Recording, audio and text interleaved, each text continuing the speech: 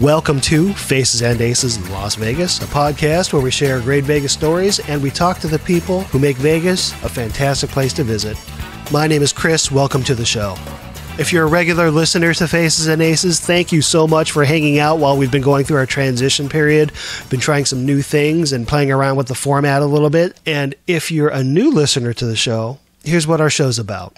We invite people to come on our show to share their great, cool, fun, exciting Vegas story. So for today's show, we have something cool. We talked to Heather, and she does this as a profession. She makes online gambling videos that teaches people how to play properly. But more than that, she's also created an online school where she teaches people how to deal so they can go on and actually get a dealing job in Vegas. And the other cool thing about having Heather on is she's a Las Vegas native, so she literally knows where the bodies are buried.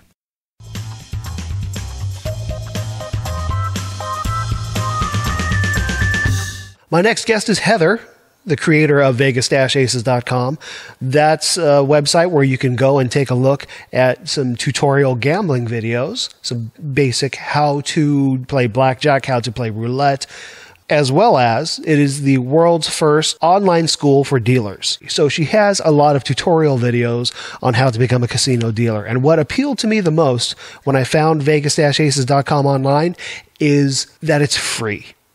Her belief is information should be free, education should be free. And so she gives us some information away for free. So when you do go apply for a job as a dealer, you have some kind of working knowledge on what the job is, and that might give you a leg up in terms of getting that job at the casino.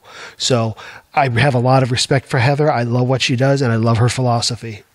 And for those of you who are longtime fans of the show, we have the return of Aaron in this interview. So please enjoy our interview with Heather. Just so I have it, how do you tell people? Do you go to Vegas-Aces? Oh, yeah, I say Vegas-Aces or just Vegas Aces. Okay. So, but when I'm directing them to the website, it's Vegas-Aces.com. And you are a Las Vegas dealer, right? I was a Las Vegas dealer. You were a Las Vegas dealer? Yeah, now I do Vegas Aces pretty much all the time. Really? Yeah. Well, let's start with your beginning. Well, were you born here? When did you come to Vegas? Yeah, so I'm second generation, born and raised native. And where did you grow up? Like, did you grow up just outside of Vegas? We actually moved a lot. So we moved about every 4 years. So I didn't stay in school for more than 3 years. And then high school was the only time I stayed like longer than 4 years. Or I should say 4 years. Thank God I didn't stay longer in high school. But anyway. Most people take high school in 4 years. Right, exactly. If it was longer than 4 years, I think I'd be screwed. That was the best 6 years of my life.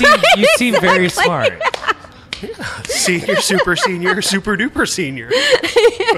Well, after 6 years of high school, I hope so, right? That's not even counting grade school. It's like when you're a senior in high school, you can buy alcohol for everybody. Oh, man. But yeah, so I lived all around Las Vegas. And so I lived like the Flamingo Decatur area, the Summerlin area, the Henderson area, North Las Vegas. Don't ever move to North Las Vegas. North Las Vegas is a bad town. Ooh. You get just a lot more crime in that area. Same with the east side. You get a lot of crime in the east side, a lot of crime on Boulder Highway, Nellis area. So the east and the north are really good. Like if you're going to move to Las Vegas, move the west side or like Henderson, Green Valley area. Mm-hmm. Or Summerlin. Or Summerlin. So yeah. And okay, just a quick story on Summerlin real quick. So a long time ago when the mob was running Las Vegas, Rainbow was the furthest you could go out. And it was all desert after that. Mm-hmm. So when they hid the bodies in that desert area. So when they started doing houses in Summerlin, the construction workers were digging up these bodies from the mafia days. And they had to stop construction, get the police out there, get the body up, all that stuff. So that was in the news for a while. Let me put it this way. It cost so much time and so much money for them to dig up the bodies, Yeah. that I had a friend or two tell me on the, down low, which I'm not sure if it's true or not, but it's a great freaking story, that instead of going through all the time and money to actually dig up the bodies and call police and everything, sometimes they would look the other way and continue pouring the concrete over them. So me and my friend would always joke about it, how like the Summerlin houses are so expensive and they're probably built on like all these dead bodies from the mafia days. It was just something we used to joke about in high school. Yeah. Wow. Yeah. I got a lot of weird stories like that. Great. It's fantastic. But let's continue to get to know you. So you grew up all over Las Vegas. Yes. Or just outside of Las Vegas. At what point, at what age did you decide that you wanted to work in Las Vegas? Did you start working off strip and work your way to the strip?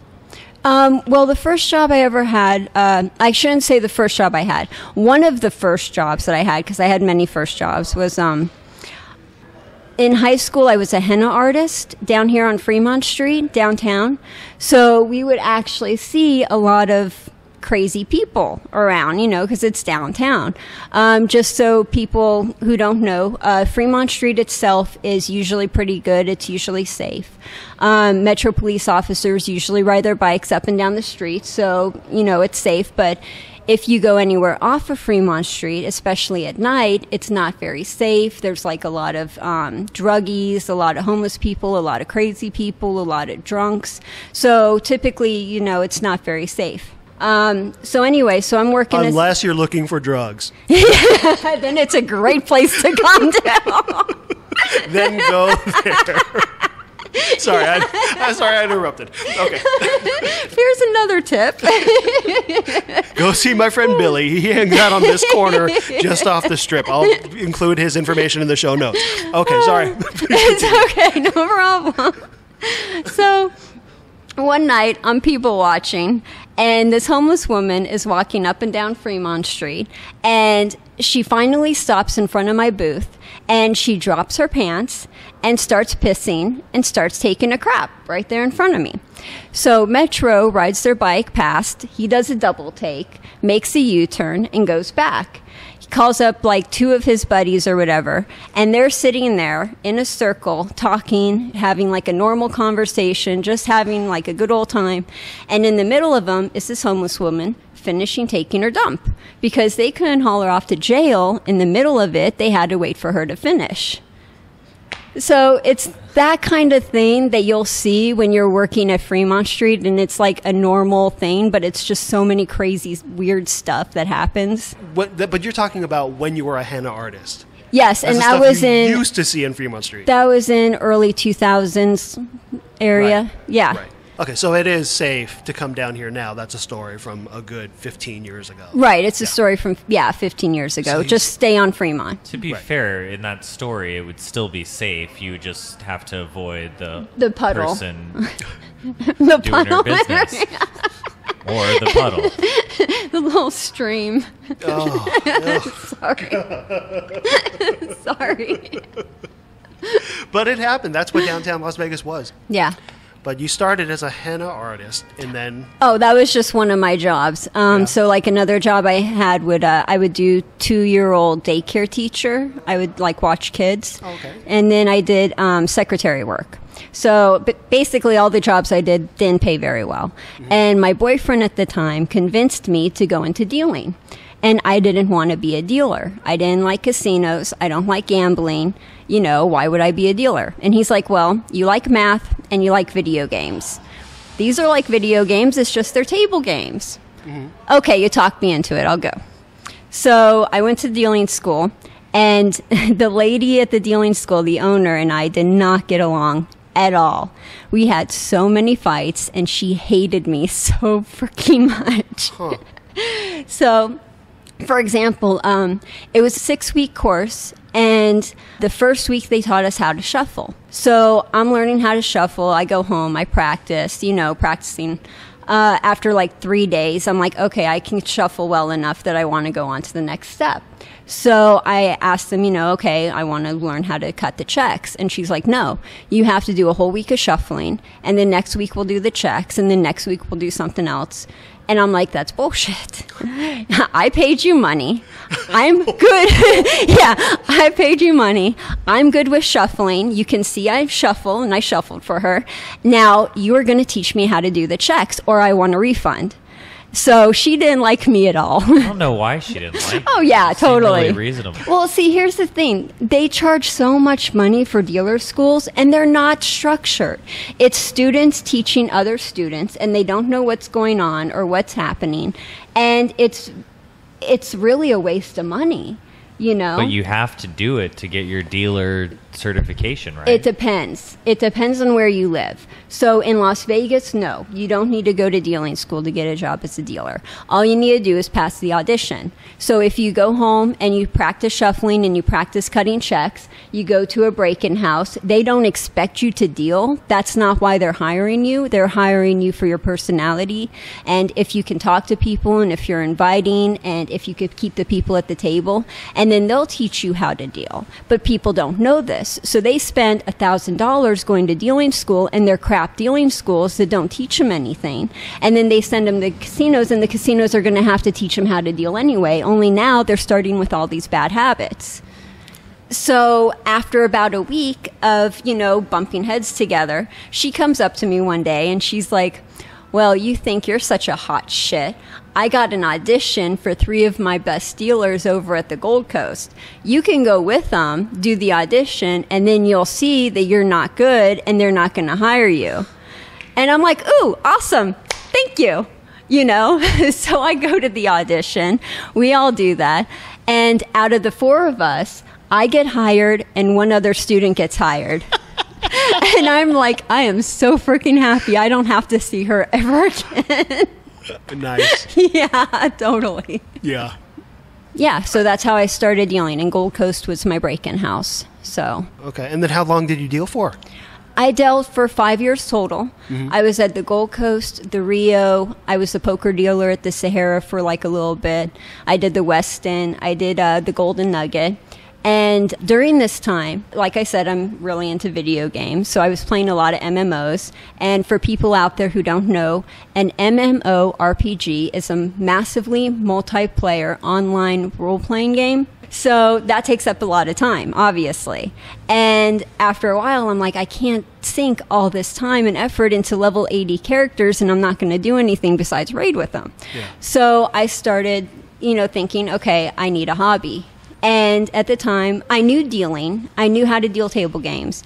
And I knew that there was like a void on the internet. There was no place you could go to find out how to deal.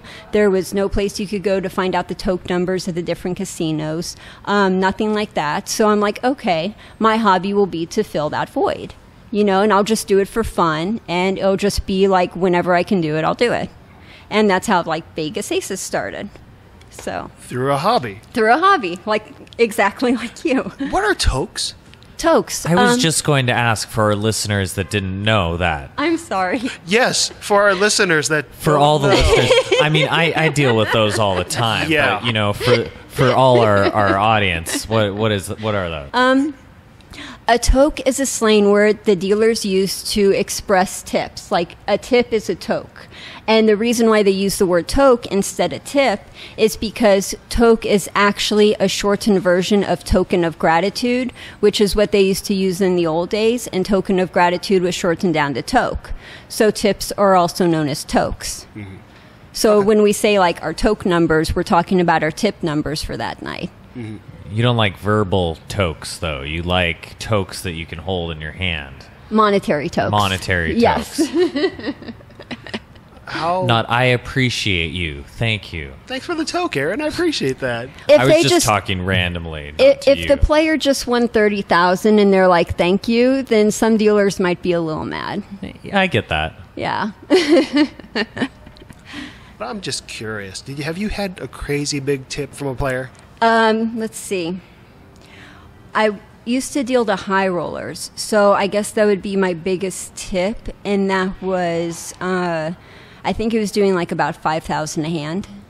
but he was betting 25,000 a hand, so it was like a small amount for him. But he'd tip you 5,000 a hand? Yeah, A so he hand. put the tip out in front, and then we'd play the hand together, and then if he won, I would win 10,000, and he would win 50,000. That's pretty nice. And how long did the run go? Like, how much did you make off of this one guy? I was killing him, so it wasn't very much. Oh. Yeah, if you, let's see, biggest toke. Are you allowed to ask for No. it? That would be called hustling a toke, and you would get fired for that. Okay. So you were not allowed to hustle a toke at all. Is it okay to ask a dealer, hey, would you prefer it, or you want to play Yeah, it? that's okay. The player can ask the dealer if they want to play or take it. But just so you know, the casinos require dealers to answer that they have to take it. They can't play it. The casinos require dealers to answer that way when they're asked that question. Right. So some of them won't. Some of them will be like, yeah, play it for me. But policy and procedures were technically supposed to say, I'll take it and that's it, and then drop it. Right. And just in case this needed clarification, we're talking about tipping the dealer when you're playing a game. Yes. That's what we're referring to. When you put your bet up on the table, it's usually customary to also put a small bet up for the dealer, especially if you're on a hot streak. It's more than courteous. I wouldn't go so far as to say it's expected, but it's kind of one of those things where you should. Because Yeah. if you're doing well, your dealer should do well too. So, okay. Let's go over to Vegas Aces, because the story that you explained about dealing school makes all the sense in the world now, given that you can give the information away online for free to help people come up. Yeah. And you're not required by law to have any kind of certification or to go to school to get a dealing job in Vegas. Correct. So you're giving that information away for free online. You want to talk a little bit about the site? Yeah, sure. So it started off as a hobby, but now it's grown into something. Basically, Vegas-Aces is the world's first free dealing trade school. We teach people how to play as well as deal casino table games, and it's completely for free. And we try to help people get a job as a dealer without having to pay to go to school.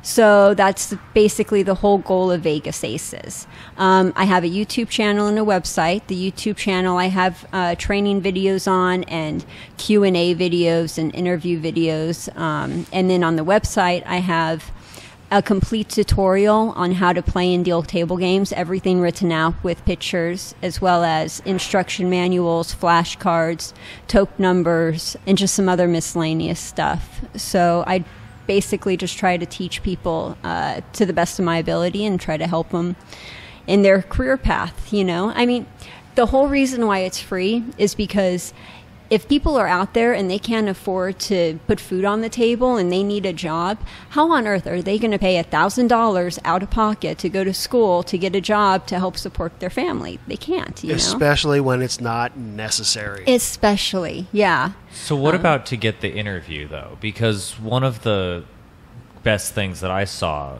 from your story, or that I heard from your story, is that this dealing school set up the interview for you. Would this have been an interview that you could have got yourself, or did you have Yes. a real step up, though? No. The dealing schools do have connections with casinos, so that way they could set up appointments to do auditions. But the casino does auditions anyway, so all you have to do is, one, either go to HR and fill out an application for a dealer, and then they'll call you for an audition. Or two, you go into the casino, go to the pit, ask to speak to the shift manager, and let him know that you're looking for a job and you were wondering if you could get an audition. And then that's when he'll be like, okay, we'll set you up an audition at this time. Go to the HR, fill out an application so it's already on file. I'll see you at the audition. And that's done. You know, that's all you really need. So anyone can do it. It's just they think that they're paying for that. And, you know, you don't actually have to pay for that. You could just walk in and do it. But this is just for Las Vegas, by the way. Now, if you were a dealer on the East Coast, there are some casinos where you have to go to their dealing school in order to work in their casino, and that's the only way you could do it. So it really just depends on what area you're at.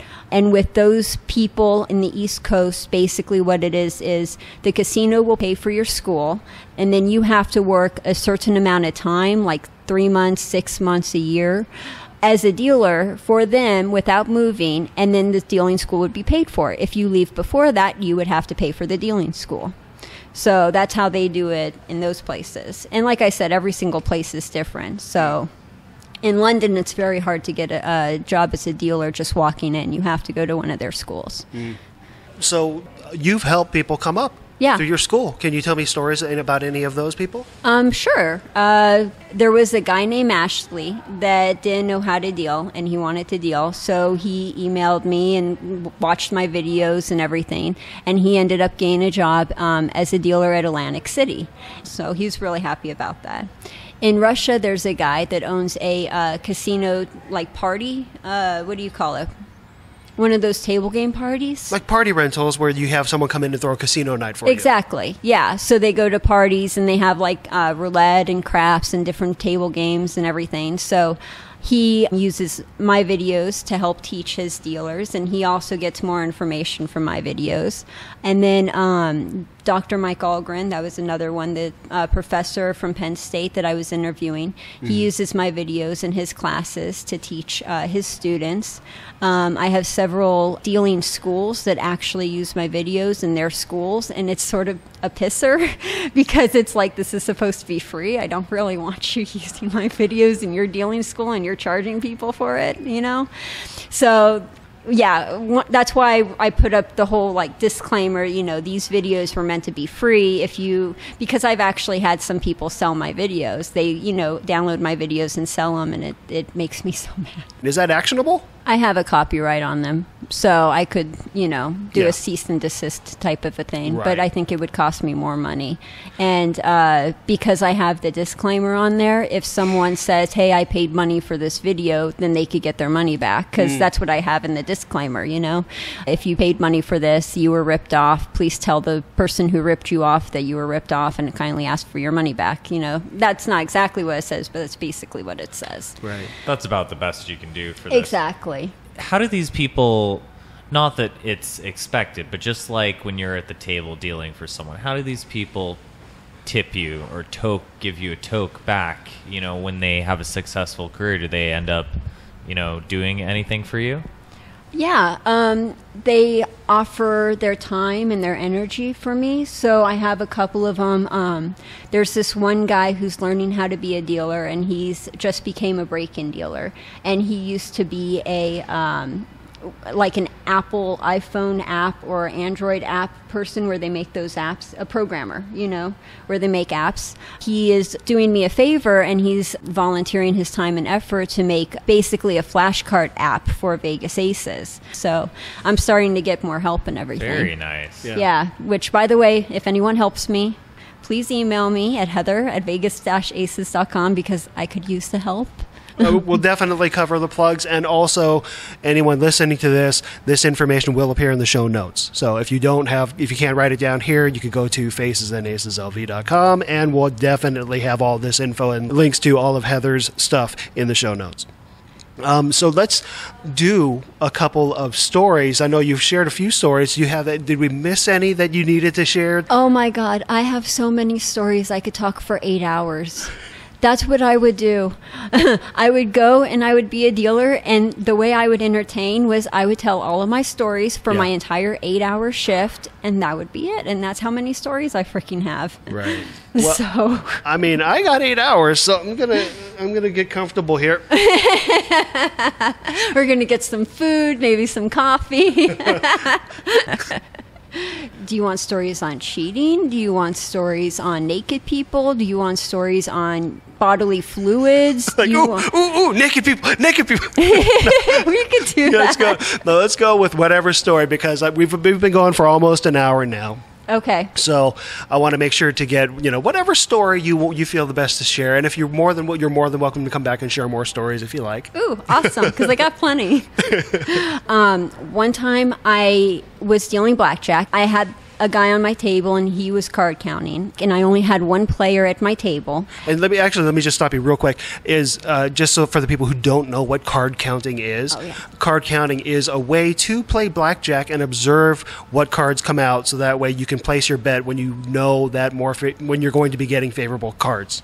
And also, it's frowned upon by Vegas casinos because it gives more advantage to the player, where technically it's not illegal to do, but it's very frowned upon. Correct. So you probably heard the story about Ben Affleck asked not to play at certain casinos because he's really good at card counting. Yeah. So I'm sorry.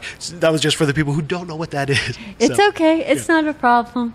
But yeah, you're right. It's not illegal. The casinos just don't like it, and then they'll throw you out. Because a lot of people don't know this, but the casinos are actually private property. So they can throw you out for trespassing. You don't have to...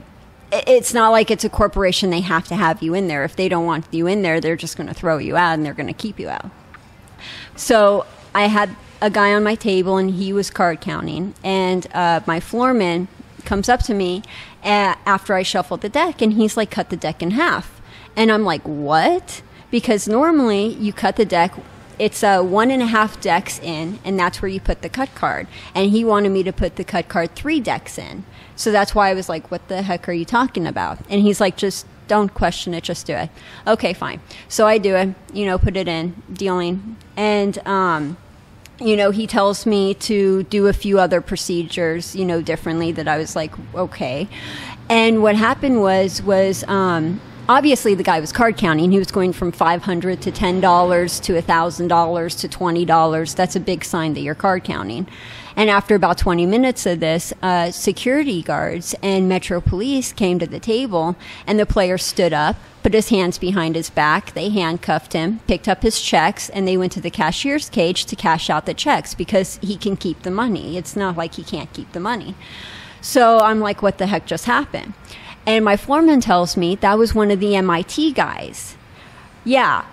And he's blacklisted from Las Vegas. So when he entered the casino, the facial recognition software from the cameras caught him, notified us. We had to call Metro and wait for Metro to come. And that's when they hauled him off. But he knew that, and that's why he was obviously, betting so much and card counting, because he also knew that whatever he had by the time they came was what he was going to leave with. So that's why he was trying to make as much money as possible before they arrested him. So that's one story. Another card counting thing is, you're a bad card counter if you try to count cards on a table with a continuous shuffle machine. There have actually been people who have tried to do that. And as a dealer, you're like, seriously? How can you be so bright and so dumb? Yeah. Well, just because you can count cards doesn't mean you can actually count cards. Right. I had someone who actually told me, I'm counting cards. Do you think the casino will care? And I'm like, you've just lost $2,000 in less than an hour. No, I don't think they care. Go ahead. Count for as long as you want. I'm sure the casino won't care at all. So it really just depends. But yeah, you see some crazy stuff as a dealer. Oh my God, you see some crazy stuff. Let me ask you this. Have you been creeped out by a guy? Oh, yeah. Like, what's the weirdest creepy guy experience that you've had as a dealer? I was at the Gold Coast, and it was this 85-year-old guy who wanted to be on my table for 8 hours a day for a whole week, and he wanted to tell me how his Viagra's working and how I should come home with him and check it out and see. And, I mean, I had a full table of people. It's not like it was just me and him. It was a full table of people, and he's freaking telling me this stuff for 8 hours. He would follow me to my car. I had to have security walk me to my car because he followed me to my car, and he knew where my car was, and he knew my license plate. And it was like, oh, why can't I have like cute looking, groupies? Why do I have to have, why can't I have cute stalkers? I want cute stalkers. I don't want old freaking creepy dudes as stalkers. Yeah. Is that part of the reason why you stopped dealing? No. Why did you? I really like the rules and regulations aspect of dealing. I like actually dealing the games. I wasn't too fond of the players. You have to have a thick skin if you're going to deal. It's just, you have to. There's so many drunks and so many angry people that are basically blaming you for losing all of the money that they lost as they reach into their pocket and grab $500 more to lose in the next hour. And it's like, I can't help you, dude. Yeah, which you, by the way, you forced them to do. Yeah, exactly. And they blame it on you, and you're the reason why my wife left me, and you're the reason why I'm losing my house. And I'm like, I don't think so, you know? Might as well blame your travel agent. Yeah. Or travelsite.com. Yeah. Yes. I actually had one guy who was a cop, and he became a dealer, and he's like, I wasn't even jaded this much when I was a cop. I'm more jaded now as a dealer than I ever was as a cop. And I'm like, are you serious? And he's like, yeah, as a cop, you have some sort of level of control of the situation. As a dealer, you have no control. You have to take it. They're your clients. Yeah, and if the floorman's like, well, you know, tough shit, I'm leaving you at the table, you have to deal with it. I've had people spit on me. I've had them throw ashtrays at me. I've had them throw their cards at me. The ashtray one was fun. Okay, another story. Whoa.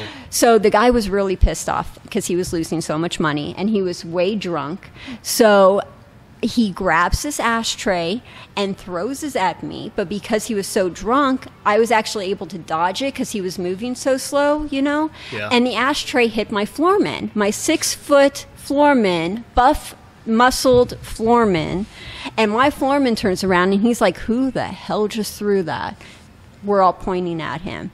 And this guy goes from being a macho asshole to a shriveling, I'm so sorry, I didn't mean to hit you. And my floorman comes over and he's like, you have no problem hitting her, but you have a problem hitting me. Screw you, we're escorting you out. And he got escorted out. And it's just, you have to take abuse. That's just part of being a dealer. You have to have a thick skin. And that's just the physical part of it. There's, you know, every single day it's, you know, they're blaming you. They're saying mean stuff about you. They're calling you names. It's just, those type of players are not the fun players.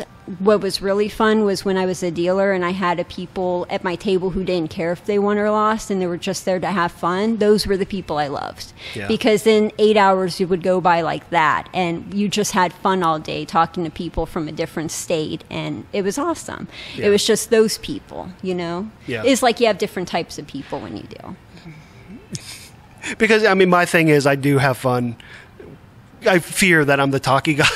Oh, that's fine. We love you. Oh, you're cool. That's my fear when I sit down at the table. I don't want to be talky guy, but I would love to strike up a conversation with any dealer, any player, and I'm saying what's going on. That's part of the Vegas experience for me. For Aaron, not so much. I'm the guy next to you that's like, why doesn't this guy shut up? No one cares about your stories. Yeah. That's why we're friends. Just come on, just deal, and you know we'll share pleasantries. But I don't need your whole story. Never going to see you again. Yeah. But that's just me. I had one guy at my table who was not like you, but was an extreme version like you, where he didn't want me to say anything at all. So I was talking to some other person. It was like another player, and he comes up to the table, and I'm in the middle of talking to this person.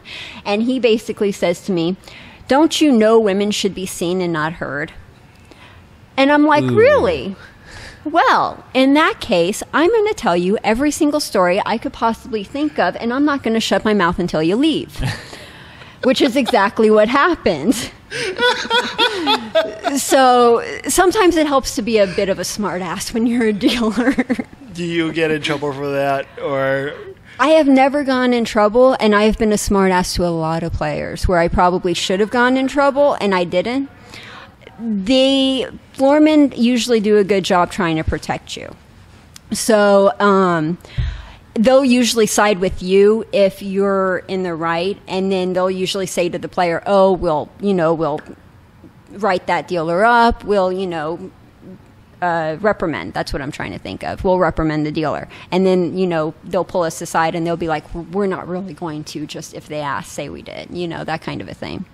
But Who follows up and asks, hey, I told on you yesterday. Did they follow up with you about your behavior when I was rude to you? yeah, exactly. Exactly. So they usually try to protect us and everything. It's good that they have your back, because with all these things, if they don't have your back, if your support team doesn't have your back, then Yeah. it really makes a bad situation. Exactly. And one of my coworkers, this was his story. It's not mine. It's only what he told me.